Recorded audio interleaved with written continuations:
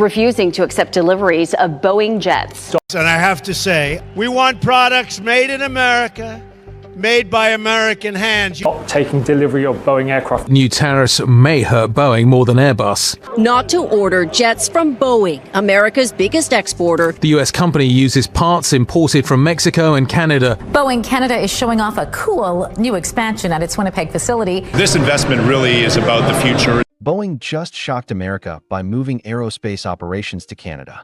Former President Donald Trump is furious. But why would one of America's most iconic companies turn north of the border? This isn't just another story about jobs leaving the US. It's about Boeing, a company that for decades symbolized American engineering genius, national pride, and military dominance. From the iconic 747s that carried presidents and millions of passengers around the world, to fighter jets and spacecraft that shaped modern defense. Boeing isn't just a company. It's part of America's identity. And now, it's packing up critical parts of its future and shifting them across the border. So why Canada? The answer, on the surface, seems simple. Cheaper costs, generous government incentives, and a more stable policy environment. Canada has been quietly building itself into an aerospace hub, with skilled labor, research universities, and a government willing to spend big to attract global giants. For Boeing executives, the numbers made sense. But for American workers and politicians, the symbolism couldn't be worse. Never shy about wielding the megaphone of economic nationalism, Trump exploded at the news. To him, this isn't just about jobs. It's about betrayal. A betrayal of American workers, a betrayal of American taxpayers, and a betrayal of the idea that companies like Boeing should stand as pillars of Made in America. But this move is bigger than one politician's anger. It raises questions about the future of American manufacturing, the balance of power in aerospace, and whether Canada, long seen as the quiet neighbor, is emerging as a serious industrial rival. In this video, we'll break it all down. What exactly Boeing is shifting to Canada, why the deal makes sense for business but stings for America, how Trump and Washington are reacting, and what it all means for the global aerospace race. What exactly shifted to Canada? So what did Boeing actually move? This isn't about one small office or a token research unit.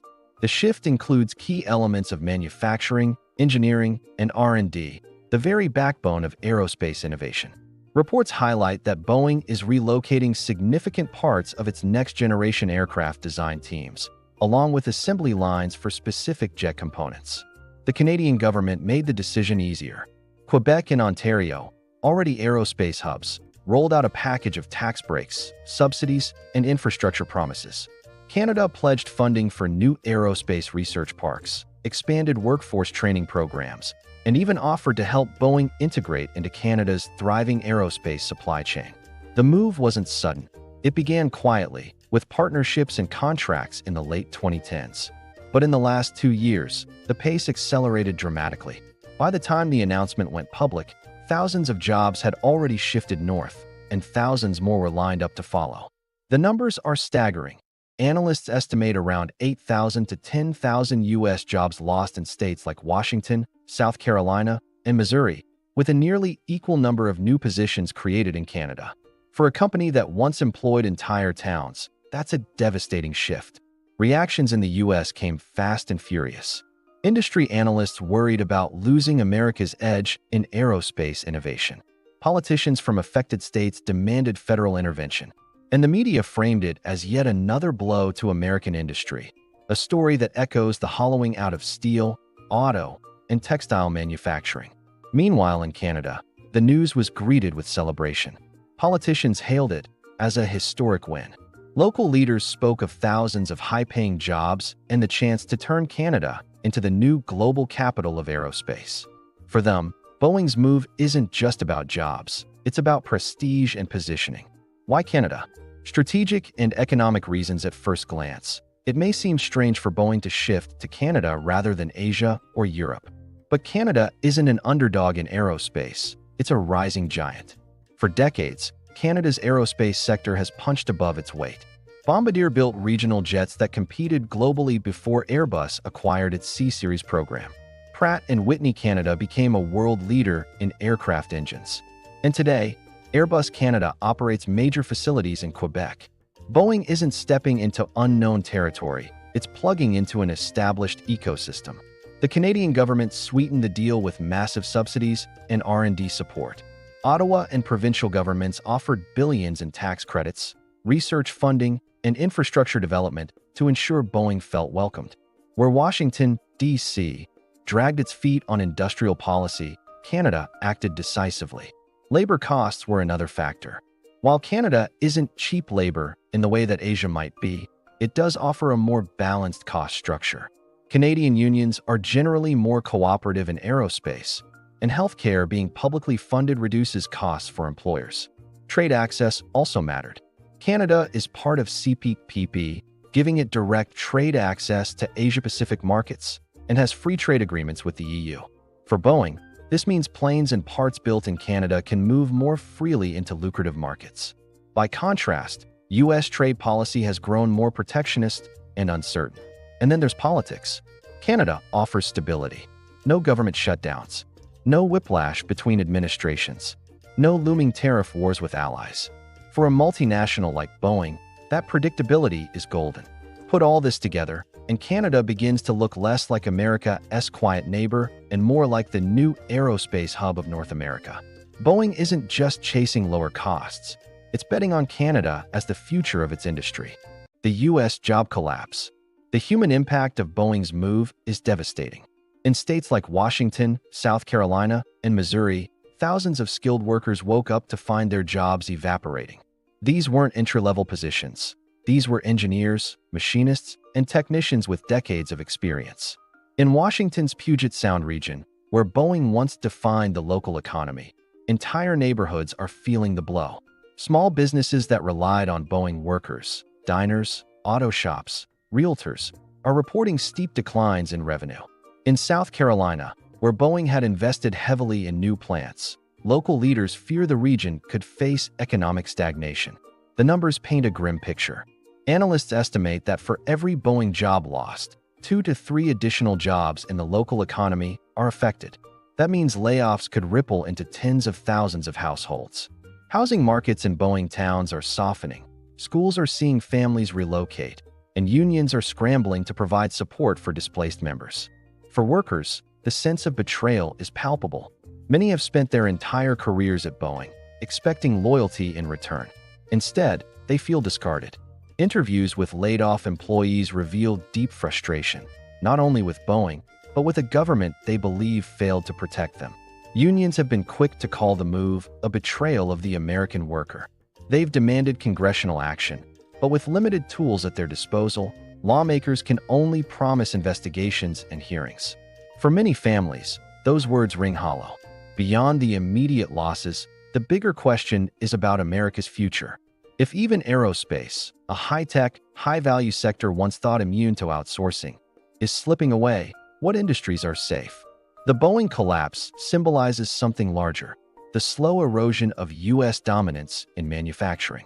As president, he famously clashed with the company over the cost of the new Air Force One, but also praised it as a great American brand. His America First agenda often used Boeing as a symbol of U.S. strength. So when news broke that Boeing was moving key operations to Canada, Trump wasted no time unleashing his fury. In rallies, interviews, and social media posts, he called the move a total betrayal and accused Boeing executives of selling out America for a quick buck. His base ate it up. For laid-off workers in swing states, Trump's message resonated. Here was a leader who understood their anger. He promised tariffs on Canadian-made Boeing parts, penalties for U.S. companies that outsource, and new, by American mandates for defense contracts. But critics argue Trump is using the crisis for political gain. They point out that under his administration, Boeing also outsourced parts and struggled with scandals like the 737 MAX crisis. His tough talk, they say, ignores the structural issues that pushed Boeing toward Canada: high costs, political gridlock, and global competition. Still, Trump's reaction matters. It turns Boeing's corporate decision into a political firestorm. Republican lawmakers are rallying behind his rhetoric, while Democrats scramble to frame the issue as one of globalization rather than betrayal. For workers, though, Trump's words tap into a very real fear that America is losing its edge, and no one in Washington truly has their back. Whether Trump can translate that anger into policy, or whether it remains just campaign bluster, is another question. But one thing is clear: Boeing's shift to Canada didn't just move jobs. It moved the political ground in America, reigniting debates about trade, globalization, and what it means to buy American in the 21st century. Broader U.S. political reaction. While Trump's explosive response dominated headlines, the broader U.S. political establishment was forced to weigh in.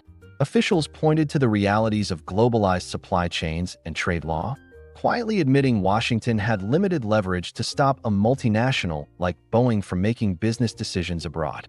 For Democrats, the narrative emphasized globalization and adaptation. They framed Boeing's move as a warning that the U.S. must invest more aggressively in advanced manufacturing, green technologies, and worker retraining. To them, the solution wasn't to punish Boeing, but to build a more competitive industrial policy at home. Republicans, by contrast, leaned into protectionism. They called for tariffs, penalties, and Buy American rules to pressure Boeing and other companies back into U.S. soil. At the state level, the reaction was visceral. Governors from Washington, South Carolina, and Missouri, all home to Boeing facilities, issued joint statements urging the federal government to act decisively to protect aerospace jobs. Some even floated the idea of state-level incentives to keep remaining Boeing operations in their regions. The media coverage reflected this divide.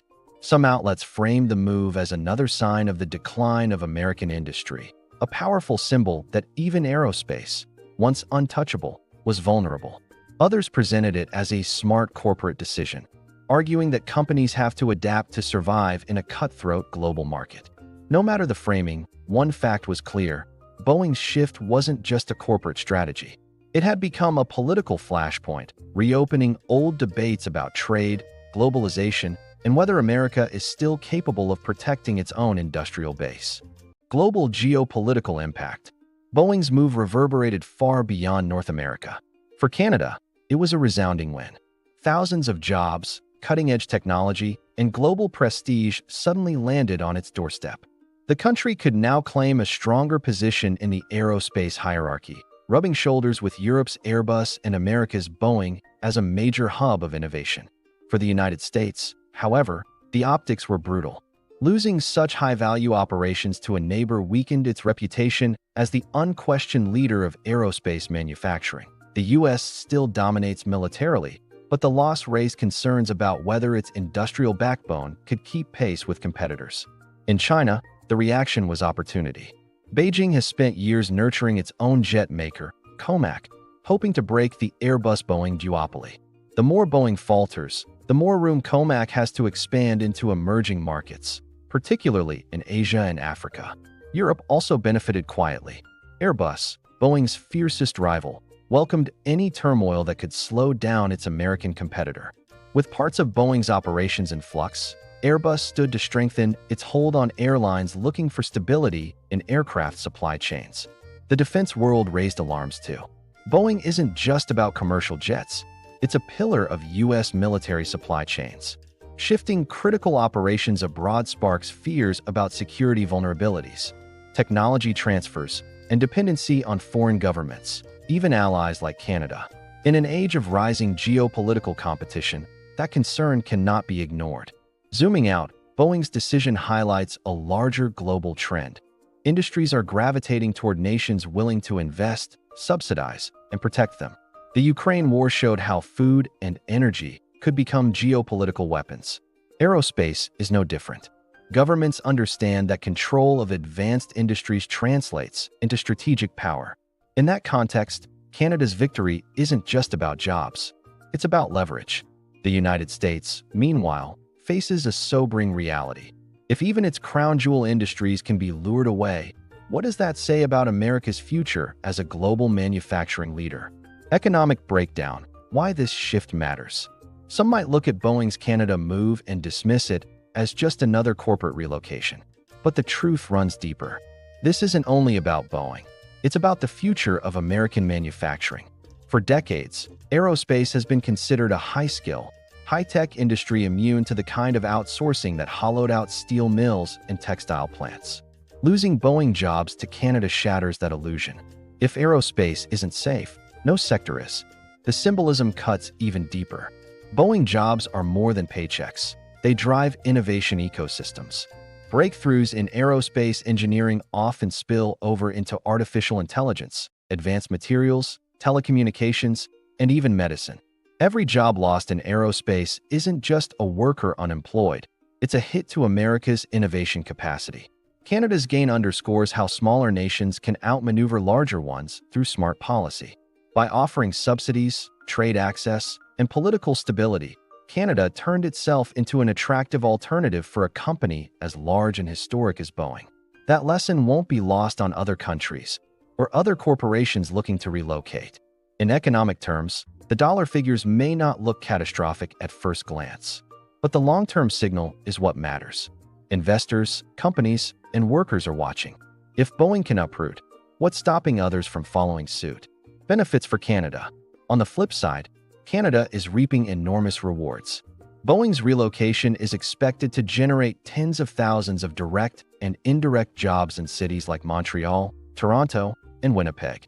For workers, these are not just jobs. They're high-paying, highly skilled positions that anchor middle-class stability. This move cements Canada's position as a global aerospace hub, already home to Airbus Canada and Bombardier's legacy. The addition of Boeing's operations makes the country one of the few places on Earth where multiple major aerospace players coexist. That clustering effect attracts suppliers, startups, and investors, creating a self-reinforcing cycle of growth. Skilled labor is also crossing borders. Some American engineers and technicians are reportedly considering relocation to Canada, drawn by steady employment opportunities and the promise of stability. Universities and technical colleges are adjusting their programs to funnel graduates directly into aerospace careers. The ripple effects extend well beyond factories. Universities are getting research grants tied to aerospace innovation. Local businesses, from housing developers to restaurants, are anticipating economic booms in regions where Boeing sets up shop. Even Canada's reputation is getting a boost. The country is increasingly viewed as a safe, reliable home for global industry in an era of political and economic uncertainty. For Canada, this isn't just about aerospace. It's about national branding. Hosting Boeing gives it leverage in trade negotiations, credibility in international forums, and a new level of respect in the global competition for high-tech industries. Controversies and criticisms. But the move is not without controversy. In the US, critics accuse Canada of poaching jobs through subsidies and sweetheart deals. To American nationalists, this is proof of betrayal, not by Canada, but by Boeing executives who chose profits over patriotism. Canadian taxpayers, meanwhile, have their own concerns. Subsidies come at a cost, and some are asking, why should public funds support a massive foreign corporation? Critics argue the government is taking on too much risk while Boeing reaps most of the rewards. Others see Boeing's strategy as a bargaining chip. By moving to Canada, the company gains leverage in future negotiations with U.S. unions and lawmakers. If you don't give us what we want, we'll just expand in Canada becomes a powerful threat. That dynamic raises alarms about corporate power over governments. There's also the broader debate. Is globalization inevitable? Or can nations truly protect their industries in the age of multinational corporations? Some argue Boeing's move proves that borders don't matter. Corporations will always chase the best deal. Others insist governments must step in to defend strategic sectors like aerospace, or risk losing them forever. And then there are security concerns.